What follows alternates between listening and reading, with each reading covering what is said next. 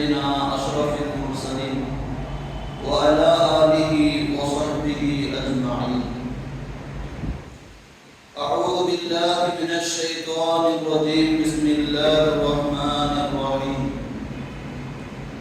ومن يغلل يأتي بما غل يوم القيامة ثم توفى كل نفس ما كسبت وهم لا يظلمون.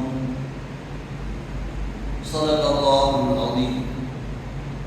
قال نبينا صلى الله عليه وسلم: لكل قادر لواء من دسته يوم القيامة يرفع له بقدر قدره. صدق رسوله النبي الكريم. எல்லாம் புகழும் புகழ்ச்சி நம்மை படைத்தாலும் அல்லாஹ் ஒருவனுக்கு உரித்தாகுக. நமது நாயகம் உயிரினும் மேலான கண்மணி நாயகம் ஸல்லல்லாஹு அலைஹி வஸல்லம் அவர்கள் மீது அன்னார் வழிநடந்த அத்துணை சஹாபாக்கள், சுஹதாக்கள், சாலிஹீன்கள், நல்லோர்கள், வலிமார்கள், குறிப்பாக நாட்களில் சிறந்த நாளான இந்த ஜும்மா நாளன்று ஜும்மா தொழுகைக்காக விரைவாக வந்திருக்கும் அத்துணை நபர்கள் மீதும் இனி இந்த அல்லாஹ்வின் சன்னிதானத்தை தேடி வருகிற அத்துணை இஸ்லாமியர்கள் உள்ளங்கள் மீதும் ஸலாத்தினும் கருணையும் சலாமும் ஈடேற்றமும் உண்டாகட்டுமாக. ஆமீன்.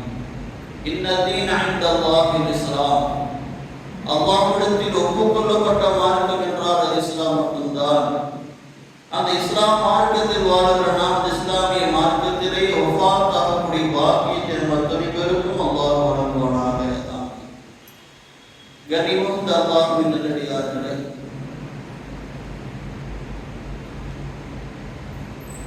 ஹிஜ்ரி 1446 ஆண்டின் 12வது மாதமான துல்ஹஜ் மாதத்தின்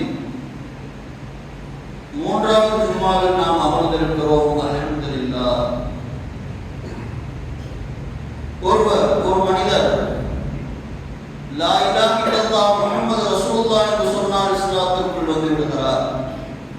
வந்தவர் அல்லாஹ்வை அவனுடைய பெயர்கள் மற்றும் தன்மைகளோடு அல்லாஹ்வை அவர் ஈமான் உறுதி கொள்ள வேண்டும், நம்பிக்கை கொள்ள வேண்டும். அவனுடைய சட்டங்களை அவர் நம்பிக்கை கொள்ள வேண்டும். அல்லாஹ்வுடைய திருத்தூதர்கள் அத்தனை பேர்களையும் அவர் ஏற்றுக்கொள்ள வேண்டும். வேதங்களை ஈமான் கொள்ள வேண்டும், மலக்குமார்களை ஈமான் கொள்ள வேண்டும். அதை போல வல்யோமில் ஆகிர், நாளை மறுமை நாள் என்ற ஒரு நாள் இருக்கிறது என்பதை ஈமான் கொள்ள வேண்டும்.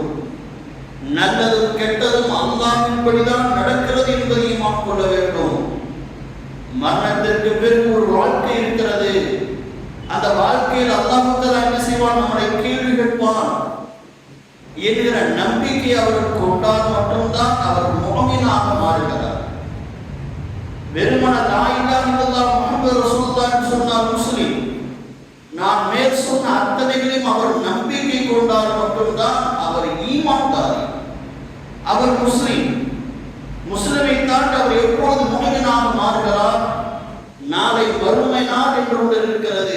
அந்த வறுமை நாளில் அல்லாஹ் கேள்வி கேட்பான், அல்லாஹ்வை சந்திப்போம். அந்த நேரத்தில் எல்லாவற்றுக்கும் அல்லாஹ்விடத்தில் பதில் சொல்ல வேண்டியது இருக்கும் என்பதை ஈமான் கொள்ள வேண்டும். அதனால்தான் பெருமானார் ஸல்லல்லாஹு அலைஹி வஸல்லம் சொன்னார்கள், நாளை வறுமை நாளிலே எந்த மனிதனாக இருந்தாலும் சரி, 4 கேள்விகளுக்கு பதில் சொல்லாமல் ஒரு அடி கூட எடுத்து வைக்க முடியாது. முதலாவது அல்லாஹ் கேட்பான், உனது வாழ்நாளை எப்படி கழித்தாய்? நீ கற்ற கல்வியின்படி வாழ்ந்தாயா? 2வது கேள்வி அல்லாஹ் தஆலா கேட்பான். அடுத்து மிக முக்கியமான கேள்வி அல்லாஹ் கேட்பான், வன் மாலிஹி மின் ஐன தஸவஹு. இந்த உலக வாழ்க்கையிலே பணத்தை எப்படி சம்பாதித்தாய்? அடுத்த கேள்வி வஃபீம அன்ஃபகஹு, அந்த பணத்தை எவ்வாறு செலவு செய்தார்? இந்த 4 கேள்விகளை அனைத்து நபர்களிடமும் அல்லாஹ் கேட்பார். அதற்கு பதில் சொல்லாமல் எவரும் ஒரு அடியோடு எடுத்து வைக்க முடியாது. இங்கு நாம் நன்றாக கவனிக்க வேண்டும். நாளை மறுமையில் கேட்கப்படுகிற கேள்விகளை பாருங்கள்.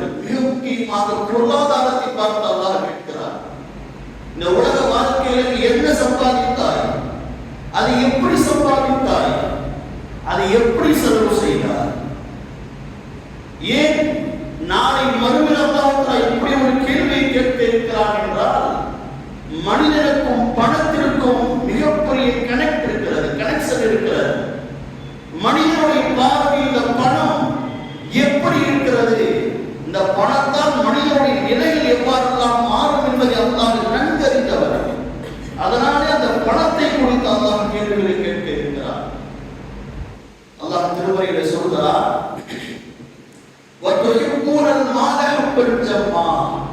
இந்த மனிதர்கள் பணத்தின் மீது அளவு கடந்த ஆசையை வைத்திருக்கிறார்கள் என்று அல்லாஹ் திருமறையிலே சொல்கிறார்.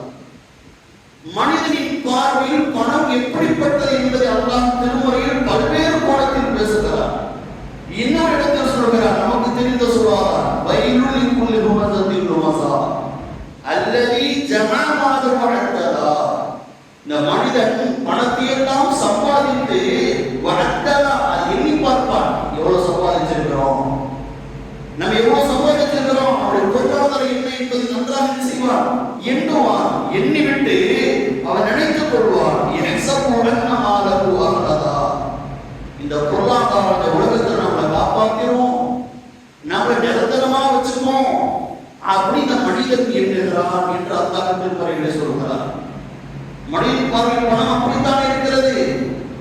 பணம் இருந்தால் என்று யாரும் எதுவும் செய்ய முடியாது என்கிற எண்ணம், நான் நிரந்தரமாக இந்த உலகத்திலே இருப்பேன் என்கிற எண்ணம்.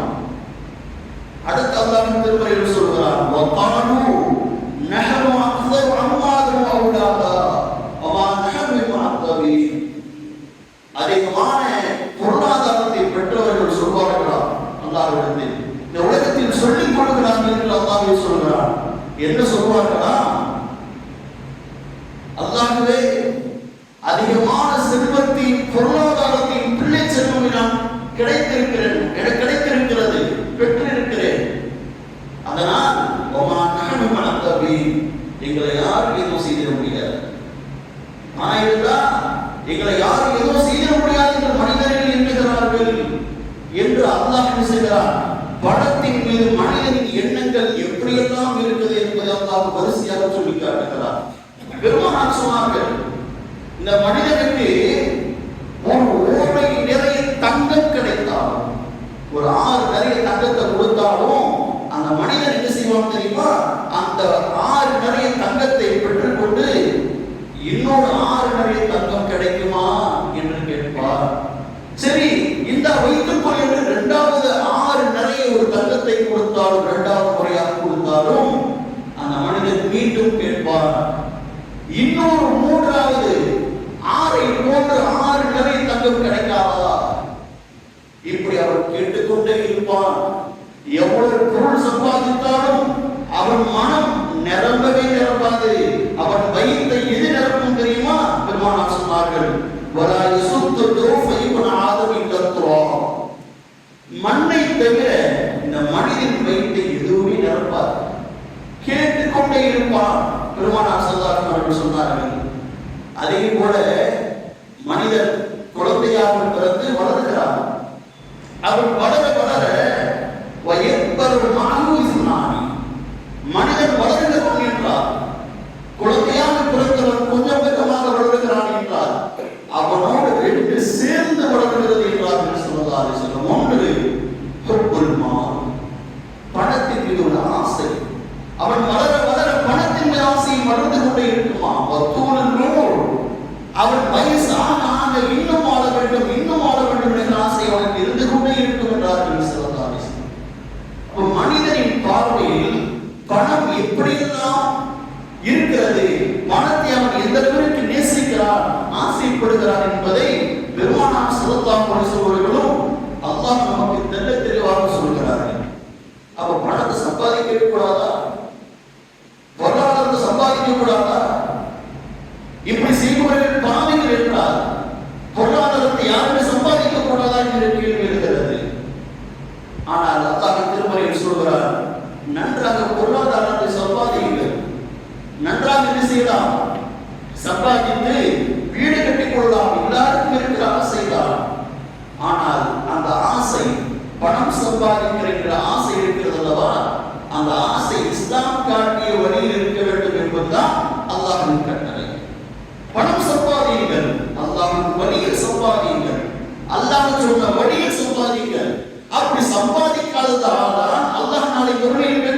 மின் ஐன இக்தஸபு, நீ எப்படி சம்பாதித்தாய்? பணம் இருக்கு, எப்படி சம்பாதித்தாய்? பணம் சம்பாதிக்கலாம், சம்பாதிக்கவே கூடாது என்றால் அல்லாஹ் கேள்வி கேட்க போவதே இல்லை. பணம் சம்பாதிக்கலாம், சம்பாதித்தால் அது எப்படி சம்பாதித்தாய்? அதை அல்லாஹ் நாளை மறுபடியும் கேட்க இருக்கிறார். அடுத்து பெருமானார் ஸல்லல்லாஹு அலைஹி வஸல்லம் சொல்கிறார்கள், இஸ்லாம் காட்டி தந்த ஹலால் முறையில் நாம் பணத்தை சம்பாதிக்கலாம், தவறில்லை. அதை விட்டு ஹராமான வழியில் சம்பாதிக்கிறோம் என்றால் அது குறித்து அல்லாஹ் கேட்கிறார். ஹராமான வழியில் சம்பாதிப்பது கூடாது, அது ஒரு பக்கம் என்றால் ஹலாலான வழியில் சம்பாதிக்கிற சம்பாத்தியத்தில் அந்த சம்பாத்தியம் யாரையும் ஏமாற்றாமல், யாரையும் மோசடி செய்யாமல், யாருக்கும் அநியாயம் செய்யாமல் சம்பாதிக்கிறோம் என்றால் அந்த சம்பாத்தியத்தை அல்லாஹ் விரும்புகிறார். நாளைக்கு இந்த கேள்வி இருக்கிறது, உன் சம்பாத்தியம் எப்படி சம்பாதித்தாய் என்ற கேள்வியிலே ஹராமான வழியில் என்பது ஒரு கேள்வி என்றால் இன்னொரு கேள்வி என்ன தெரியுமா? யாரை ஏமாற்றி சம்பாதித்தாய்? யாருக்கு அநியாயம் செய்து சம்பாதித்திருக்கிறாய்? யாரை நீ மோசடி செய்தாய்? இந்த கேள்வி அல்லாஹ் நாளைக்கு அவர்கள் கேட்கிறார். மோசடி குறித்து அல்லாஹ் திருமறையில் பேசுகிற விஷயங்கள் எல்லாம் ஒவ்வொன்றும் அல்லாஹ் ஆழமாக பேசுகிறார். பெருமானார் ஸல்லல்லாஹு அலைஹி வஸல்லம் சொல்வார்கள், லிகுல்லி காதிரின் லிவாமுன் இன்தஸ்திஹி யௌமல் கியாமா. யாரெல்லாம் மோசடி செய்து சம்பாதிக்கிறார்களோ, யாரெல்லாம் ஏமாற்றி சம்பாதிக்கிறார்களோ அவர்கள் நாளை மறுமையில் வருவார்கள். எப்படி வருவார்கள் தெரியுமா? அவர்கள் பின்தட்டிலே, யார் ஏமாற்றி சம்பாதிக்கிறார்களோ அவருடைய பின்தட்டிலே ஒரு கொடி இருக்கும். ஒரு கொடி அல்லாஹ் நட்டு வைத்திருப்பார். அந்த கொடி அவன் எந்த அளவுக்கு இந்த உலகத்தில் ஏமாற்றினானோ அந்த அளவுக்கு அது வளர்ந்திருக்கும். அது புகழுக்கான கொடி அல்ல, ஒருவனை கேவலப்படுத்துகிற கொடி. நாளை மறுமையில் யாரெல்லாம் இந்த உலகத்தில் ஏமாற்றி மோசடி செய்து வாழ்ந்தார்களோ, மோசடி செய்து சம்பாதித்தார்களோ, நாளை மறுமையில் தனது பின்னத்திலே எந்த அளவிற்கு அவர்கள் மோசடி செய்தார்களோ அந்த அளவிற்கு ஒரு கொடியை கட்டுக் கொண்டு வருவார்கள்.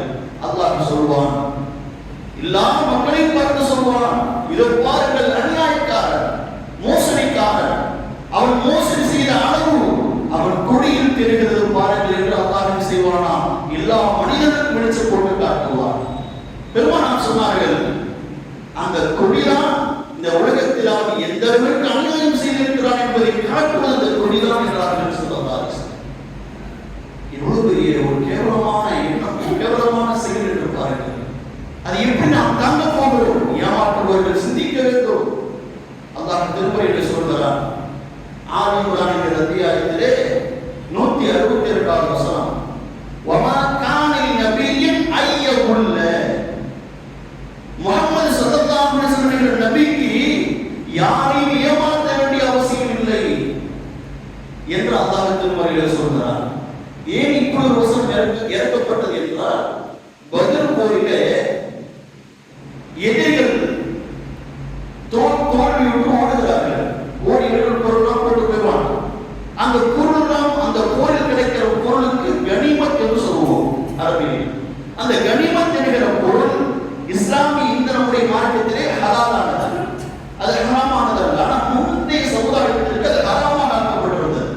நம் சமுதாயத்திலே அல்லாஹ் தஆலா ஸல்லல்லாஹு அலைஹி வஸல்லம் அவர்களுக்கும் நமக்கும் ஹலாலாக்கி கொடுத்திருந்தார். ஒரு போர் நடைபெறுகிறது, எதிரிகள் தோல்வியுற்று எதையெல்லாம் போட்டுட்டு ஓடுறாங்களோ அந்த பொருளாதாரங்கள், குதிரையோ அல்லது ஒட்டகமோ பொருள் செல்வங்களோ எதுவாக இருந்தாலும் அத்தனையும் கனிமத் என்று சொல்வார்கள். அப்படி கனிமத்து பொருள்லாம் பதில் போல சேகரிச்சா ஒரு சிவப்பு நிற கம்பளி, ஒரு போர்வை பார்க்க ரொம்ப அழகா இருக்கு. படிச்சு நின்னுது. சஹாபிகள் அதை பார்த்தாங்க, இது நமக்கு வந்தா நல்லா இருக்குமே, இந்த அழகான போர்வை பங்கு வைக்கிறப்ப வீரர்களுக்கு அதை பங்கு வைத்து கொடுக்கப்படும். அப்படி கொடுக்கப்பட்டப்ப அது நமக்கு கிடைச்சா நல்லா இருக்குமே. அப்ப ஒவ்வொரு சஹாபிகளும் ஆசைப்பட்டாங்க, எல்லாம் ஆசைப்பட்டாங்க. மதீனாவுக்கு வந்தாச்சு, கனிமத்து பொருள் கொட்டப்பட்டு அது என்ன செய்யப்படுகிறது? பகிரப்படுகிறது. பகிரப்படுகிற சமயத்தில் சஹாபிகள் எல்லாம் எந்த துண்டுக்கு ஆசைப்பட்டார்களோ, எந்த போர்வைக்கு ஆசைப்பட்டார்களோ அந்த போர்வை பார்த்து அங்க காணல. இல்ல, மிஸ் ஆயிடுச்சு. இப்ப சஹாபிகளை ஐடிக்கிட்டாங்க. ஒருவேளை ரசூலுல்லாஹ் எடுத்துருப்பாங்க, நல்லா இருந்துச்சு பாருங்க, சூப்பரா இருந்துச்சு அந்த போர்வை, ரசூலுல்லாஹ் கைவசத்தை தானே வருது, அதனால ரசூலுல்லாஹ் எடுத்துருப்பாங்களோ, நம்மகிட்ட ஒரு வார்த்தை கேட்டுக்கலாமே அப்படின்னு சஹாபிகள் சில பேர் இருந்தாங்க. மனசுல நினைச்சுக்கிட்டாங்க. நினைச்சத வெளியே பேச ஆரம்பிச்சாங்க. அது நகர்வுலக பேசப்படுகிறது. கோயிலில் கிடைக்கப்பட்ட ஒரு துண்டு, அதை ரசூலுல்லாஹி ஸல்லல்லாஹு அலைஹி வஸல்லம் செய்து கொண்டார்கள். யாரிடமும் கேட்காமல், பொதுவாக கேட்காமல் அவர்கள் தனியாக அதை எடுத்துக் கொண்டார்கள் போல என்று எல்லாரும் பேசிக்கிட்டாங்க. அப்பதான் அல்லாஹ் அந்த ஆயத்தை இறக்கினான். வமா கானி நபியின் ஐயமுல்ல, ஒரு நபிக்கு யாரும் ஏமாற்ற வேண்டிய அவசியம் இல்லை. உங்களை ஏமாற்ற அந்த துண்டை எடுக்க வேண்டிய அவசியம் பெருமானாருக்கு இல்லை.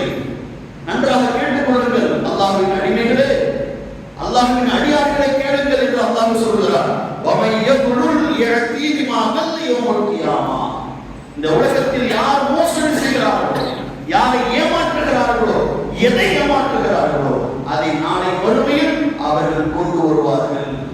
அப்போது பாருங்கள், முகமது நபியிடத்தில் அந்த கம்பளி போர் இருக்குதான் பாருங்க, இருக்காது. நபிக்கு அந்த அவசியம் இல்லை. இதிலிருந்து அல்லாஹ் என்ன சொல்ல வருகிறான் என்றால், இந்த உலகத்தில் நாம் ஒருவரை ஏமாற்றி எதையாவது பிடுங்குகிறோம் என்றால், மோசடி செய்கிறோம் என்றால், அந்த பொருளோடு நாளை மறுமையில் நாம் செல்வோம்.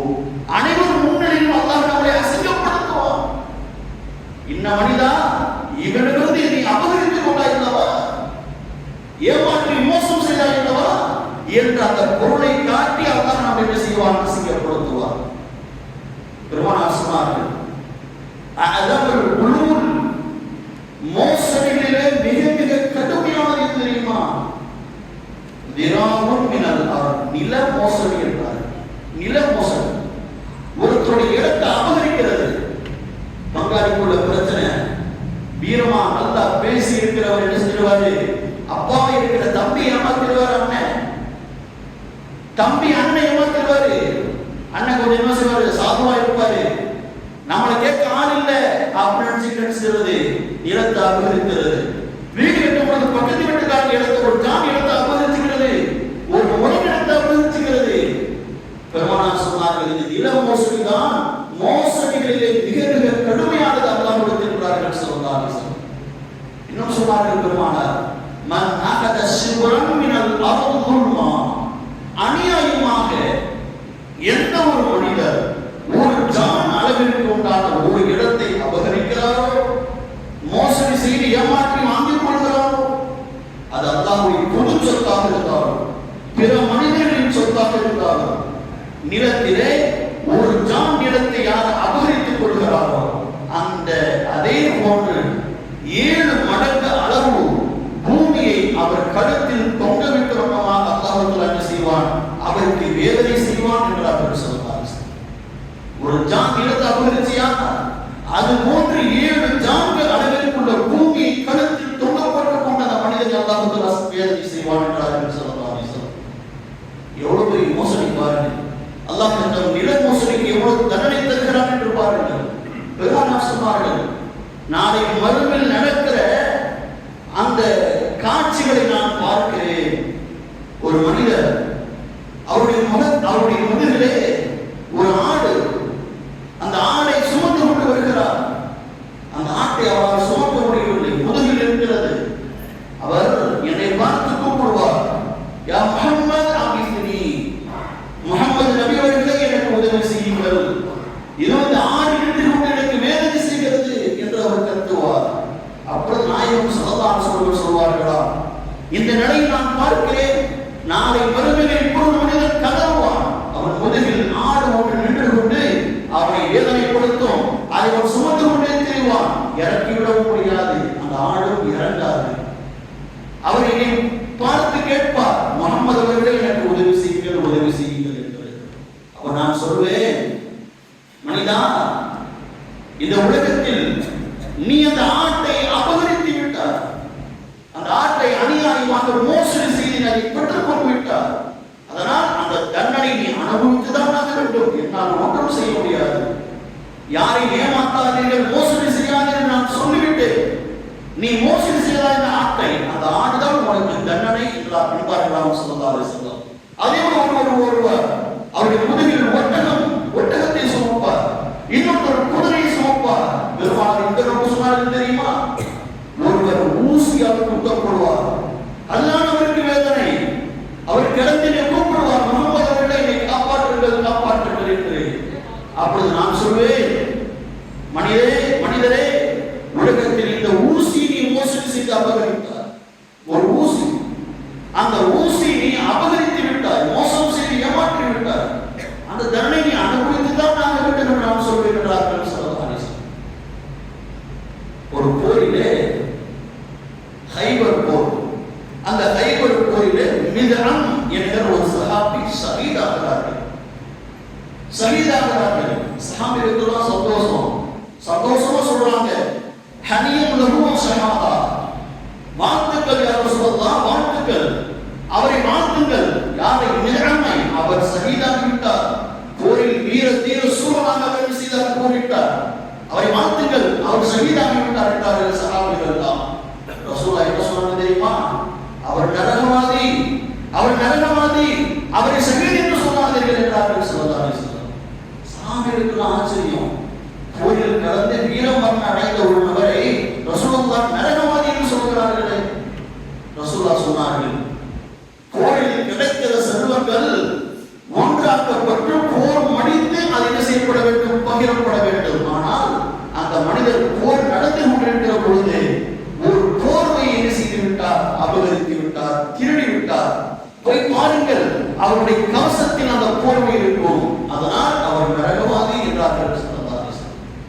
போரில் உயிர் நீத்தவர் ஒரே ஒரு போர்வையை அபகரித்தார் என்பதற்காக அல்லாஹ் தஆலா அவரை நரகத்தில் சேர்க்கிறார் என்றால் நாம் புரிந்து கொள்ள வேண்டும். வாழ்கிற காலத்தில் யாருக்கும் மோசடி செய்யாமல், நில மோசடியோ, அமானித மோசடியோ, பண மோசடியோ, எந்த மோசடியும் செய்யாமல் பரிசுத்தமானவராக நாம் வாழ வேண்டும். இன்றைக்கு மோசடியால் சூழப்பட்ட உலகத்தில் வாழ்கிறோம். எங்கு பார்த்தாலும் மோசடி இல்லை. சைபர் கிரைம், இந்தியாவுடைய சைபர் கிரைம் நமக்கு சென்றிருக்கிறது, ஒரு அறிவிப்பு இருக்கிறது. சென்ற ஆண்டு மோசடியின் புகார்கள் மட்டும், அந்த புகார்கள் மூலமாக 17,000 கோடி ரூபாய் செய்யப்பட்டிருக்கிறதா, மோசடி செய்யப்பட்டிருக்கிறதா. கோயம்புத்தூருடைய சர்வே மட்டும் சொல்கிறது, கோயம்புத்தூரில் போன வருடம் 2024 ஜனவரி டு ஆகஸ்ட் வரைக்கும் 73 கோடி ரூபாய் மோசடி செய்யப்பட்டிருக்கிறதா. எக்கச்சக்கமான ரிப்போர்ட்டை நாம் பார்க்கிறோம். அது ரொம்ப அதிர்ச்சியாக இருக்கிறது. ஒவ்வொன்றிலும் ஆரம்பித்து, வணிக தளங்களில் ஆரம்பித்து, ஆன்லைன் வணிக தளங்களில் ஆரம்பித்து, ஒவ்வொன்றிலும் பண மோசடிகள் நடந்து கொண்டுதான் இருக்கிறது. அதற்கு மக்கள் இரையாகிறார்கள். அந்த மோசடி நடத்துவர்கள் நன்றாக என்ன செய்கிறார்கள்? பணத்தை வாரி சம்பாதித்துக் கொள்கிறார்கள். அந்த சைபர் கிரைம் சொல்கிறது, 2023ஆம் ஆண்டு மட்டும் 15,56,00,000 புகார்கள் மோசடிக்கு வந்திருக்கிறதா. அதுவே 2024ஆம் ஆண்டு ஜனவரி டு ஏப்ரல் வரைக்கும் 7.4 லட்சம் புகார்கள் வந்திருக்கிறதா. எவ்வளவு மோசடிகள் என்று நினைத்து பாருங்கள். நீங்கள் பார்க்கிறீர்கள், சமூக வலைதளங்களில் இருப்பவர்கள் வீட்டில் உட்கார்ந்து சம்பாதிக்க நினைக்கிறீங்களா? நியூஸ் படிங்க, சம்பாதிக்கலாம் பணத்தை, இவ்வளவு அமௌண்ட் கட்டுங்க, வீடியோ பாருங்க, முழுசா பார்த்தா உங்களுக்கு காசு வரும். இது போன்ற ஆடுகளையும் அதை நம்பி நீங்கள் உங்கள் பணத்தை நீங்கள் செய்யாதீர்கள், இழக்காதீர்கள். அதில் கலந்து பிறரை ஏமாற்றாதீர்கள். நான் ஒரு 10 பேர் செத்து விட்டா எனக்கு இத்தனை கமிஷன் தருவான், ஏமாந்து விடாதீர்கள். யாரையும் ஏமாற்றவும் செய்யாதீர்கள். ஒன்று புரிந்து கொள்ளுங்கள், அல்லாஹ்வின் நல்லடியார்களே, உழைக்காமல், வேறு சிந்தாமல், எந்த முயற்சி பண்ணாமல் கிடைக்கிற பணத்தை நீங்கள் யோசித்து பார்த்தீர்கள் என்றால் நீங்கள் ஹராமான வழியிலாக போகிறீர்கள் என்று அர்த்தம். நீங்கள் தேடுவது ஹராமான பாதை என்று அர்த்தம். எதை நம்பி உங்களுடைய பணத்தையோ அல்லது மற்றவர் பணத்தை நீங்கள் அபகரித்து விடாதீர்கள். பார்ட் டைம் ஜாப், வீட்டில் உட்கார்ந்து பணம் சம்பாதிக்கலாம், இதை பண்ண அப்படி பணம் சம்பாதிக்கலாம். 10,000 ரூபாய் கொடுத்தா 2 மாசத்துல 20,000 ரூபாய் நாங்கள் தருகிறோம். ஏமாந்து விடாதீர்கள். நீங்கள் இது போன்ற வியாபாரத்தில் கலந்து, அது வியாபாரம் என்று சொல்லக்கூடாது, அப்படின்ற மோசடிகளில் கலந்து நீங்களும் யாரையும் ஏமாற்றாதீர்கள், யாரையும் மோசடி செய்யாதீர்கள். பண மோசடி, அதுல மோசடி, இதுல மோசடி எல்லாத்தையும் கடந்து இன்றைக்கு எங்க வந்து இருக்கிறது தெரியுமா? அல்லாஹ்வை வணங்குகிற வழிபாடுகளில் மோசடி நடக்கிறது. உம்ராக்கு கூட்டிட்டு போற மோசடி நடக்குது, குர்பானில் மோசடி நடக்குது, ஃபித்ரா மோசடி நடக்குது, ஜகாத் பணத்தை கேட்டு வாங்கி அதில் மோசடி நடத்துகிறார்கள் இயக்கவாதிகள் சிலர்கள். இதெல்லாம் அல்லாஹ்வுடைய அச்சமில்லை இவர்களுக்கு, அல்லாஹ்வின் பயம் இல்லை இவர்களுக்கு. கோயம்புத்தூரில் இந்த வருடத்தின் ஆரம்பத்தை நான் சொல்கிறேன், ஜனவரி மாதம். நீங்கள் எல்லாம் சமூக வலைதளங்களில் கண்டிருப்பீர்கள். உம்ரா மோசடி கோயம்புத்தூர் நடந்தது. அமிதா என்கிற ஒரு பெண்மணி 66 பேர் உம்ரா கூட்டிட்டு போறோம்னு 36,50,000 ரூபாயை வாங்கி அவங்க ஏஜென்டாக இங்க இருக்கிறாங்களோ நாஸ் உம்ரா சர்வீஸ் தெல்ல தெளிவாக புகார் கொடுக்கப்பட்ட உண்மையான தகவல். அந்த நாஸ் உம்ரா சர்வீஸ் என்கிற சென்னையில் இருக்கிற நோங்கப்பாக்கத்திற்கு அருகாமையில் இருக்கிற ஜாபர் என்பவருக்கு வங்கி கணக்கில் இவர்கள் அனுப்புகிறார்கள். எத்தனை பேருங்க? 66 பேர். எத்தனை லட்சம்? 36,50,000 ரூபாயை கட்டி உம்ரா செய்ய வேண்டும் என்று பணத்தை அனுப்புகிறார்கள். ஆனால் அதற்கான ஏற்பாடு எதுவுமே செய்யப்படவில்லை. கம்ப்ளைண்ட் பதிவாக இருக்கிறது. இந்த வருடத்தின் ஆரம்பத்தில் நடந்ததை நான் சொல்கிறேன். குர்பானி மோசடி இப்படி பார்த்திருப்பீங்க. வாடிப்பட்டியிலே ஆயிஷா ஆட்டுப்பண்ணை என்பவர்கிட்ட இவ்வளவு கொடுத்தா அவ்வளவு கொடுத்தா இத்தனை ஆடு தரும், இத்தனை இவ்வளவு ஆடு தரும் சொல்லி கடைசிகளுக்கு வரல குர்பானி ஆடு. அவர் தண்ணீர் வளர்த்து வந்திருக்கிறார். என்மேல் தவறு இல்லை, அல்லாஹ்வே அறிவான். ஆனால் எப்படி எல்லாம் மோசடி நடக்கிறது என்று பாருங்கள். 10ஆம் தேதி 2 நாளுக்கு முன்பு செய்தி நான் சொல்கிறேன். 10ஆம் தேதி பண்ருட்டியில் நடந்த தகவல், உண்மையான தகவல், நானே கேட்ட தகவல். ஹலிமா சுன்னத்துல் ஜமாத் பள்ளிவாசல் ஒரு பள்ளிவாசல் இருக்கிறார். அங்கே ஒரு மோதினார் பணிபுரிகிறார். அந்த மோதினார் கூட்டு குர்பானி நடத்துகிறார். ஒரு பங்கு 3,500 ரூபாய் என்று சொல்லி 127 பங்கு வாங்கியிருக்கிறார். எத்தனை பங்குங்க? 127 பங்கு. ஒரு பங்கு எவ்வளவு? 3,500 ரூபாய். 127 பங்கை வாங்குகிறார் அந்த மோதினார். ஜாஃபர் அவர் பேர். வாங்கி குர்பானி அன்னைக்கு குர்பானி கொடுக்கல. கறிக்கடையில் சென்று 127 பேருக்கும் 5 கிலோ பங்குங்கிற விதத்தில் 127 பேருக்கு 5 கிலோ பங்கு கொடுக்கிறார். கறிக்கடையில் வாங்கி இதை விசாரிச்சு உண்மையாக்கி அந்த நிர்வாகம் என்ன செய்கிறது? அந்த மோதினாரை இடைநீக்கம் செய்து கொடுக்கிறது. இப்படி எல்லாம் மோசடி நடக்கிறது என்று பாருங்கள். எங்கேயோ இருக்கிற இடத்தில் கூட்டு குர்பானி சேர்ந்து விட்டு என்ன செய்ய விடாது என்கிற அலட்சியமாக விடாதீர்கள். எந்த அமல் செய்தாலும் அதை நேரிலே நீங்கள் செல்லுங்கள். ஆடை வாங்கி நீங்களே நேரில் போங்க. அதுக்காக நீங்க கஷ்டப்படுங்க. கூட்டு குர்பானி சேர நினைக்கிறீங்களா? நம்பகமான ஆளா என்று பாருங்க. உங்களுக்கு அருகாமையில் இருக்கிறதா என்று பாருங்கள். ஏனென்றால் குர்பானி அறுக்கிற பொழுது அந்த பிராணிக்கு பக்கத்தில் யார் பெயரில் அறுக்கப்படுவது இருக்க வேண்டும். அந்த சட்டத்தை நம்ம ஃபாலோ பண்ணுமா இல்லையா? எங்கே இருக்க வேண்டும், நான் அதில் செஞ்சுட்டேன் இதில் செஞ்சு பணத்தை வாரி கொடுத்து அமல்களிலும் மோசடி நடக்கிறதா? அப்போ பெருமானார் ஸல்லல்லாஹு அலைஹி வஸல்லம் துஆ கேட்பார்கள். ஒவ்வொரு நாளும் துஆ கேட்டார்கள். அல்லாஹும்ம இன்னி அஊது பிக அன் அதில்ல அவ் உதல்ல. யா அல்லாஹ், இன்றைக்கு நான் யாரையும் ஏமாற்றவும் இல்லாமல் நானும் யாரும் ஏமாறாமல் இருக்க யா அல்லாஹ் நீ உதவி செய்வாயா? அல்லாஹ்வே, நானும் ஏமாற்றக்கூடாது, நானும் யாரையும் ஏமாற்றக்கூடாது. பெருமானார் ஒவ்வொரு நாளும் துஆ கேட்டாங்க. அந்த துஆவை நாம் கேட்க வேண்டும். வாழுகிற காலத்திலே இன்றைக்கு நாம் வக்ஃபுக்காக போராடுகிறோம். வக்ஃபு சொத்தை மீட்க வேண்டும் என்று போராடுகிறோம்.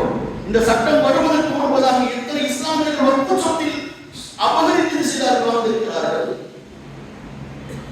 எத்தனை பேர்? 15 பேரா? அல்லாஹ்வுடைய பள்ளிவாசல் சொத்தை ஆட்டை போட்டவர்கள் எத்தனை பேர் இருக்கிறார்கள்? அல்லாஹ்வை நினைத்து அஞ்ச வேண்டாமா? அல்லாஹ்வுடைய பொருளில் அல்லாஹ்வுடைய விவாதத்தில் ஒருத்தர் கை வைக்கிறார்னா அல்லாஹ்வுடைய பகிர்வுல தான் அர்த்தம். யோசிப்பாங்க. வணக்க வழிபாடுகளில் ஒருவர் மோசடி செய்கிறார், அல்லாஹ்வுடைய சொத்தில் ஒருவர் மோசடி செய்கிறார். கொஞ்சம் கூட அல்லாஹ்வுடைய பகிர்வுல தான் அர்த்தம். அதை எதிர்ப்பவர்கள் கொல்லப்படுகிறார்கள். நிறைய இடங்கள்ல திருநெல்வேலி சமயத்தில் பார்த்தோம். அல்லாஹ்வுடைய அச்சம் இல்லையா? அதற்காக துணை போகிற இஸ்லாம் அல்லாஹ்வுடைய பேரம்பிகள். அல்லாஹ்வை பயப்பட வேண்டும். மோசடி என்பதே கூடாது. அதிலும் அல்லாஹ்வுடைய வணக்க வழிபாட்டில் சிலர்கள் மோசடி செய்கிறார்கள் என்றால் அது நாம் ஏமாறுவதை விட்டோம், அது போன்ற செயல்களை விட்டு அல்லாஹ் நம்மளை பாதுகாக்க வேண்டும். பெருமானார் சொன்னார்கள், 3 பேர் 3 காரியம் ஒருவரிடம் இல்லை என்றால் அவருடைய ரூஹ் நேராக சுவனத்திற்கு செல்லும் என்றார்கள் ஸல்லல்லாஹு அலைஹி வஸல்லம். 3 காரியம் இருக்கக்கூடாது. அந்த 3 காரியம் இல்லை என்றால் நேரடியாக சுவனத்திற்கு அவருடைய ஆன்மா கொண்டு செல்லப்படும் என்றார்கள் ஸல்லல்லாஹு அலைஹி வஸல்லம். முதலாவது தெரியுமா? குலம். மோசடி இருக்கக்கூடாது. வக்தை கடனோடு மனிதர் மரணிக்க கூடாது. வல்கிபர் பெருமையோடு மனிதர் மரணிக்க கூடாது. இந்த 3 ஒருவரிடத்தில் இருக்கிறது என்றால் அவர் நரகம் புகுவார் என்றார்கள் ஸல்லல்லாஹு அலைஹி வஸல்லம். ஆக வாழ்கிற காலத்தில் யாருக்கும் எந்த அநியாயம் செய்யாமல், யாரையும் ஏமாற்றாமல், யாருடைய அமானியத்தை மோசம் செய்யாமல், மோசடி செய்யாமல், அல்லாஹ் தூய்மையான வழியில், அல்லாஹ் நம்மளை பரிசுத்தமான வழியில் வாழ வைத்து நீண்ட ஆயுளோடு வாழ்ந்து போதும் என்ற செல்வத்தோடு வாழ்ந்து யாரையும் காயப்படுத்தாமல், யாருடைய மனதையும் கவனிக்காமல் வாழ்கிற காலத்திலே அல்லாஹ் ரசூலுக்கு பிடித்தமான வாழ்க்கை வாழ்கிற மக்களாக உங்களையும் என்னையும் வளர்த்து வாழ்வானாக. ஆமீன் ஆமீன் யா ரப்பல் ஆலமீன்.